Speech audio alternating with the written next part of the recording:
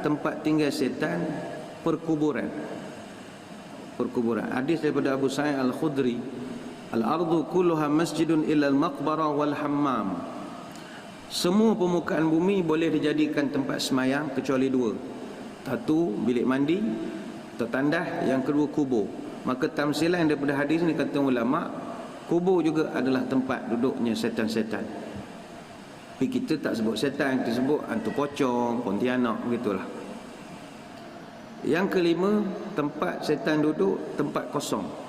Tempat kosong. Hadis daripada Sauban, la taskunil kufura fa inna sakinal kufuri kasakinil quburi.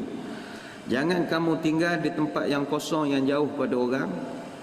Sebab tempat tinggal yang kosong dan jauh daripada orang itu sama saja kamu tinggal di kawasan kubur, kata Nabi. Hadis Bukhari. Baik itu kalau nak buat rumah lepas pencet, jangan jauh daripada orang. Jauh duduk minta tanah, tak mana-mana minta.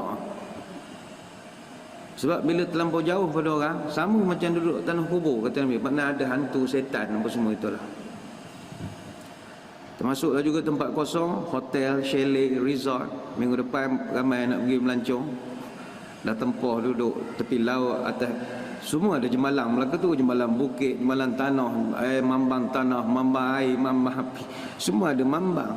Bilik tu bukannya fully occupied tiap-tiap tahun. Jadinya kadang tinggal lama. Kita duduk bawa anak kecil, bukan tak boleh pergi, baca lah benda-benda patut, baca WhatsApp, bila nak lari setan. Yang keenam, setan ni kata para ulama duduk di celah-celah bukit. Hadis daripada Ibnu Sarjis, anna Rasulullah naha an yubala fil juhri.